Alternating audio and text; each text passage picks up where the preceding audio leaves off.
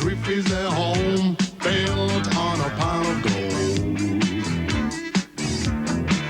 And for the young and the old, life and work just carry on.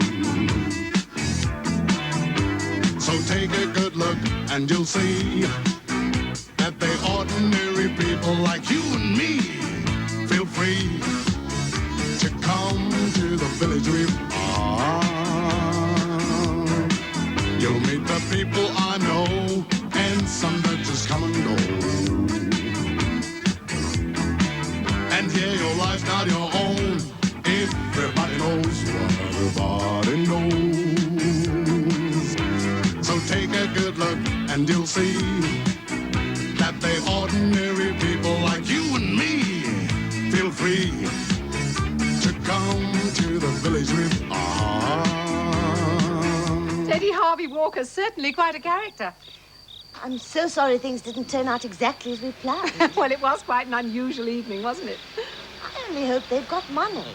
Where do you think Wendy's going to take him? I haven't the faintest idea. Town, probably. Well, good night, Diane. Good luck. Thank you. Night, Nell. Night, Basil. Night. Night. What a splendid evening. Up to me, I'd give those two kids a damn good hiding. Did you see Hilton's face? It was absolutely priceless.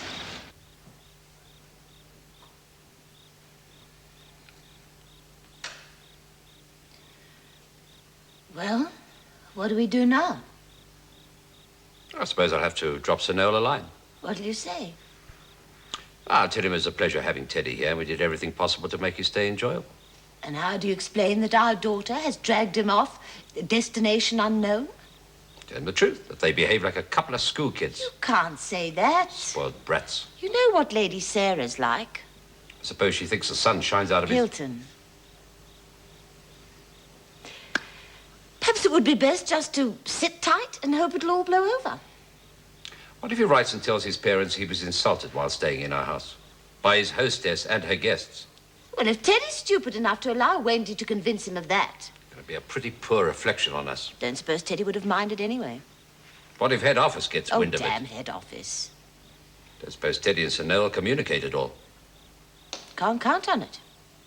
Nevertheless, you were sniggering up your sleeve. I was not sniggering. Wendy's right. What about Basil and Nell? No one was being malicious. You were still sniggering. We were not sniggering. Why do you think I tried to change the subject? I could see Wendy was angry. Now, don't try to blame it all on me. You and Nell started it all. Why you don't learn to keep your mouth shut? Hilton, will you be careful what you say? Don't try and deny it. Don't you dare say a thing like that. You can see what the consequences are. Do you realize... Hello. We're back. He took me out of it. Well, I thought Wendy was overreacting. She said I was being spineless. I said she was a silly little cow. Then she called me a name which I shan't bother to repeat. We had a marvelous fight, and now we're friends again. May I get myself a glass of wine? Oh, please. Thank you. Wendy suggested that we should peek through the window and see if you were telephoning my father. I said that was a bit mean.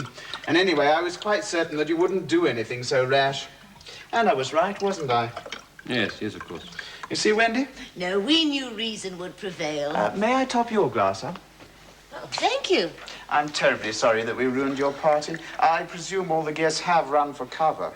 Well, you were the guest of honor. Really, Winter, you are naughty. We won't go through that again. No, we certainly won't. Well, Teddy, here's to the rest of your stay. Let's just hope there won't be any more dramas.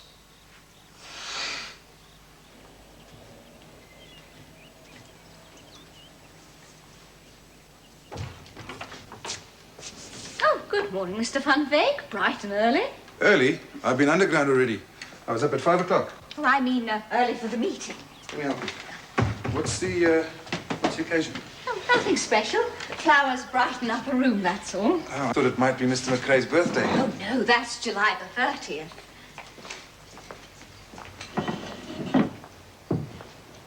Wish I had a secretary to look after me the way you look after Mr. McRae. I hope you appreciate it. The carnations are from Mr. Swemmer's nursery. I went down there this morning and picked them myself. Another early bird. Good morning, Miss Cobb. Hi, Rocky. Would you two gentlemen like a cup of tea whilst you're waiting? I'd love one, thanks.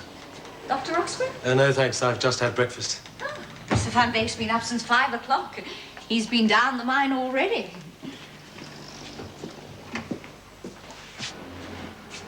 I went down to check the support. We're putting in the additional timber and the hydraulic props are on their way down. Good. Listen, Rocky, you and I have got to have a talk. If I've done something to upset you, and obviously I have, I'd like to know what it is. Because whatever it is, I can assure you it was unintentional. Okay, I know I didn't get that extra timber in as early as you would have liked, but I've been going according to the original computer figures. As I said, the stress levels are pretty high. What we've got to decide is whether or not they're unacceptably high. Sure, I'm with you 100%. But what's bugging you? Is it something to do with the job, or is it something personal? There you are. I've sugared it for you. Thanks very much.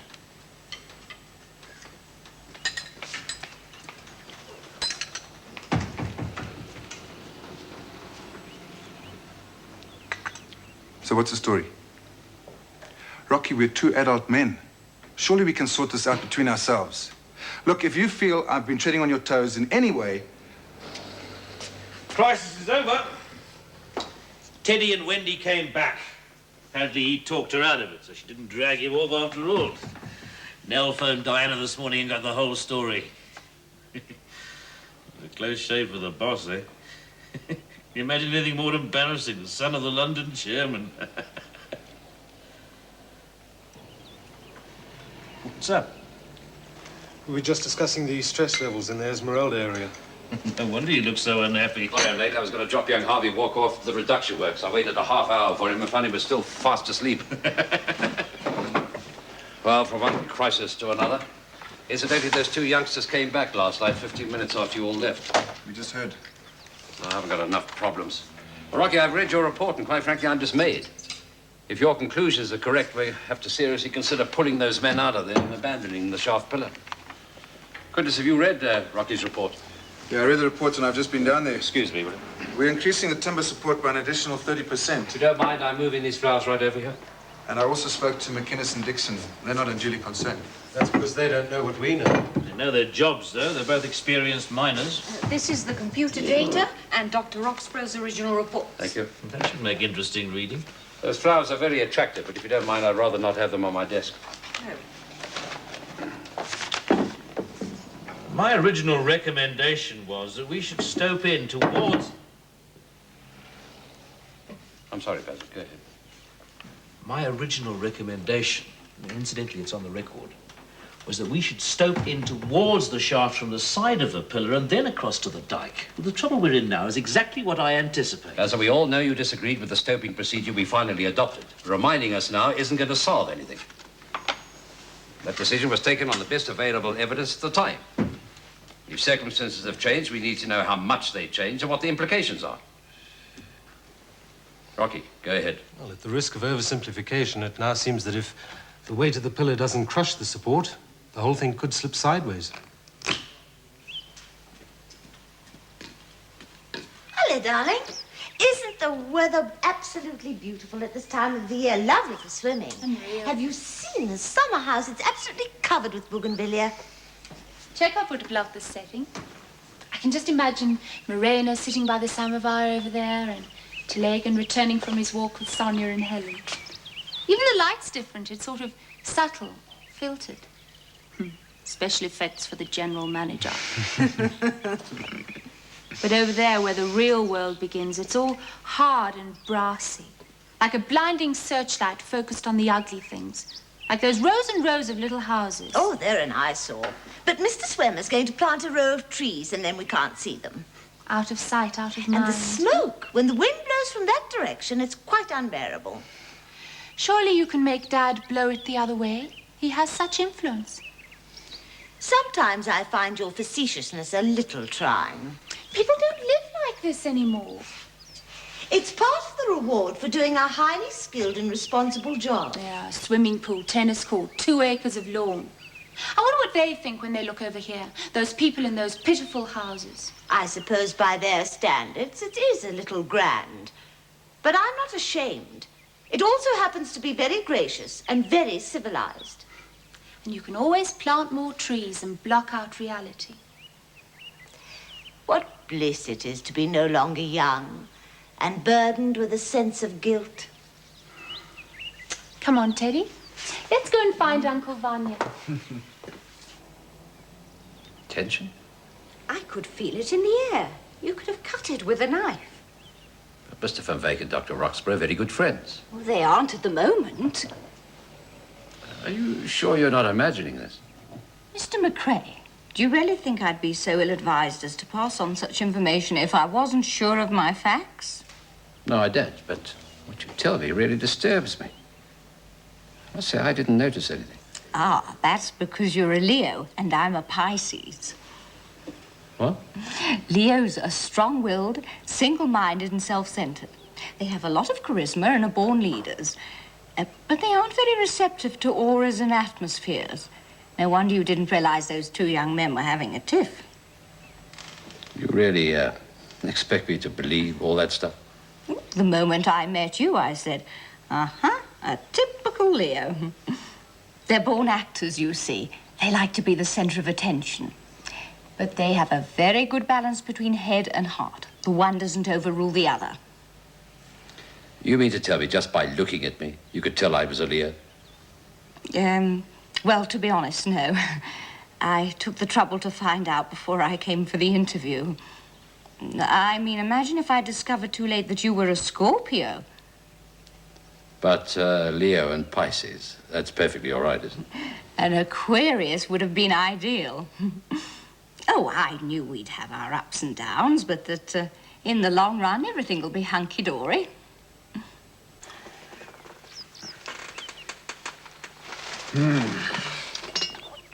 Haven't we been lucky with the weather? You're well on the way to getting a tan, Teddy. You know, I've been sitting here thinking about Nick Wilmot. Here we are, basking in this lovely sunshine. And that poor boy has to spend his day thousands of feet under the earth. Hasn't Wendy told you about Nick? I felt sure she would. But on the other hand, I suppose it's understandable. It was all rather emotional. You know what these tempestuous youthful affairs are like. May I? Oh, please. I suppose cream scones remind you of home. Yes, Nick is working on Village Reef until he goes back to university. He won a Chamber of Mines bursary. He's very bright. I should be sorry to see Nick go. Village Reef just isn't the same without Nick. His charisma seems to pervade the whole mine. Wendy did tell me about him, I remember now. Oh, I knew she would. She said that you and Hilton hated his guts. No. Such was your disapproval, she said, that she wasn't even allowed to mention his name. Oh, Wendy does love to exaggerate. No, we were a bit cautious to begin with. He had the reputation for being rather wild, but he soon won us over. He's that sort of boy. He sounds a hoot. I'd love to meet him. Would you? I know it's awfully piggy of me, but... Oh. I'll see what I can arrange.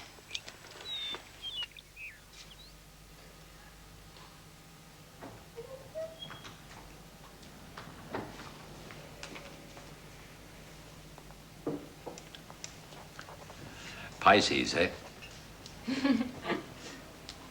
What are their characteristics? Pisces people tend to be rather dreamy. But they're very creative and also very efficient. They also have a vivid imagination. Not necessarily. Emotional? They're not unstable.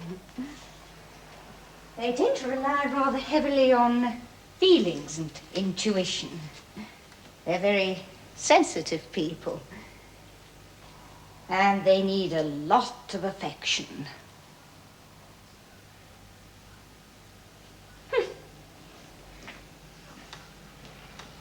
Look at this. Look at this. And it's a double word score.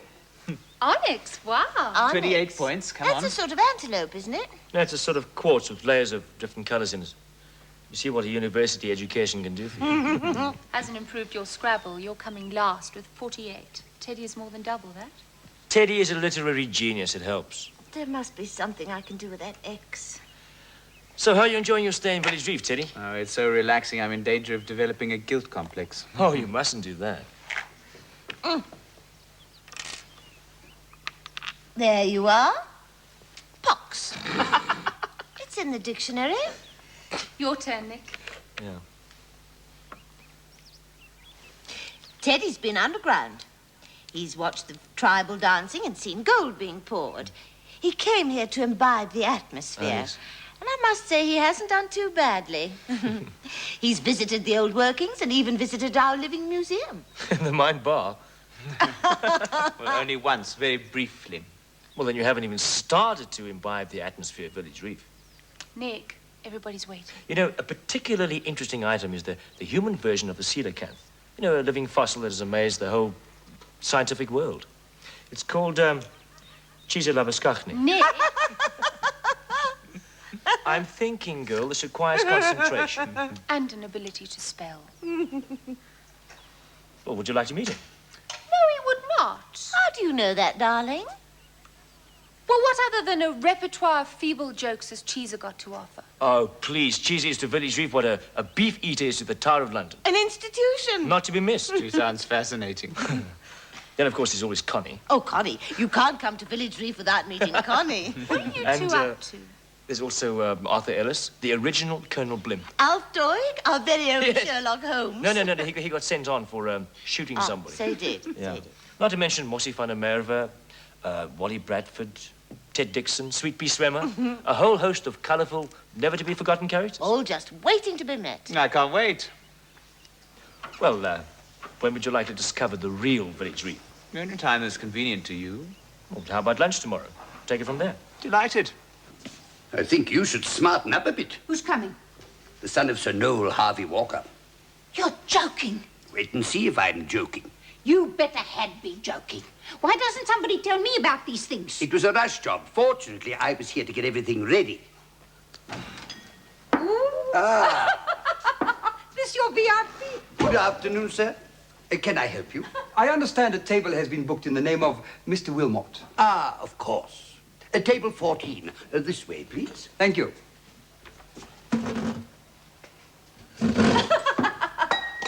While you're waiting for the other gentlemen, would you care for an aperitif? No, thank you. I've just had my ears pierced. And who else is coming to lunch? The Duke of Edinburgh, I suppose. Ah! Mr. Dixon, do come and sit down, old chap. This way, please, sir. Hilton, you know those socks your mother knitted for you about 5 years ago that you never wore? The purple ones? Well, sort of mauve, really. What about them? Well, I peeped into Teddy's haversack. And do you know, it's as we guessed, he hasn't got a single pair. Oh, really? Well, look, there's some old underpants there and shirts with holes in them. I mean, those were... Thank you. May I present Mr. Harvey Walker? Mr. Harvey Walker, this is Mr. Wally Bradford. We have met. Yes, that's right. Mr. Ted Dixon. Pleased to meet you. How do you do? And this is the maitre d', Mr. Labuskachny. We have met. Yes. And this is the Madame de la Mine Canteen, Mrs. Labuskachny. Enchanté, madame. Pleased to meet you. Wally, would you sit here? Sure. Teddy, you here. Teddy on my left. Thank you. Well, I must say that I'm most grateful to you two gentlemen for joining us. I know how busy you've been these days. Not at all, old chap. Well, what are we going to start with? I can recommend the fruit cocktail. Just as well, it's the only hors d'oeuvre on the menu. I'll have the fruit cocktail. Ja. 4 fruit cocktails. And to follow, gentlemen. Well, the veal and ham pie sounds very tempting. I can recommend that, too. Ah. On the other hand, the Cornish pasty looks equally appetizing. Aha. Aha! Yes, I think I'll have the pasty. With chips. Pommes frites. Yes, please. I'll have the veal and ham, medium rare, with pommes frites as well, please. I'll have the Cornish pasty, also with pommes frites. Mr. Dixon? Ja. Yeah, what? I'll have the same as Wally. Medium well. Wally, would you care to order the wine? Only a pleasure. Excellent. Well, do you gentlemen dine here often? Oh, frequently. And it's unusual decor, isn't it? Why do you have to do all this in front of us? Decorations. Can't you save yourself, Wally? Oh, the paintwork and so on. Oh. Yeah. It's amazing what you can buy here. Books and Really? Quite amazing what you can buy. And what sort of things? Oh. Oh, here's the wine. Perfect. Yo?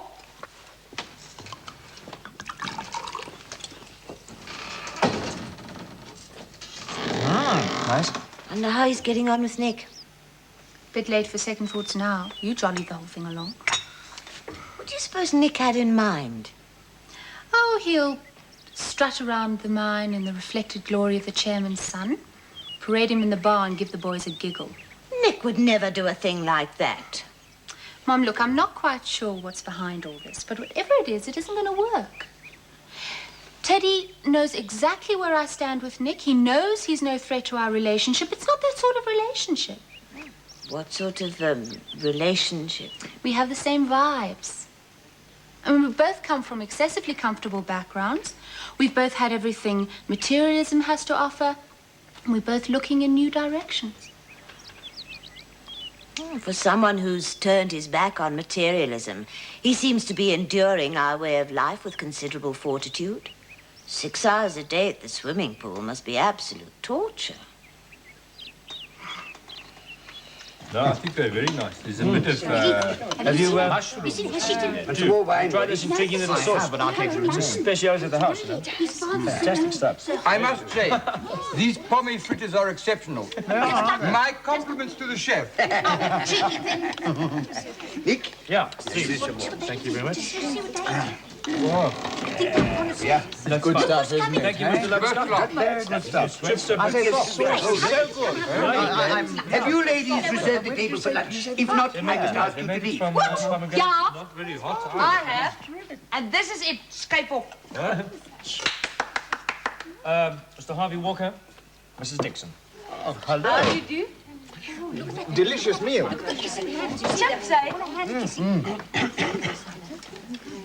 His name's also Ted.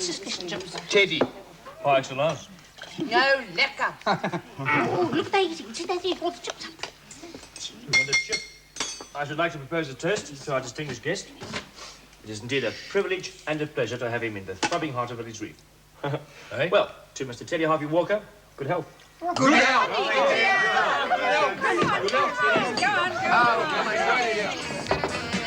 The village reef is their home, built on a pot of gold. And for the young and the old, life and work just carry on. So take a good look and you'll see that the ordinary people like you and me feel free to come to the village reef, free to come to the village reef.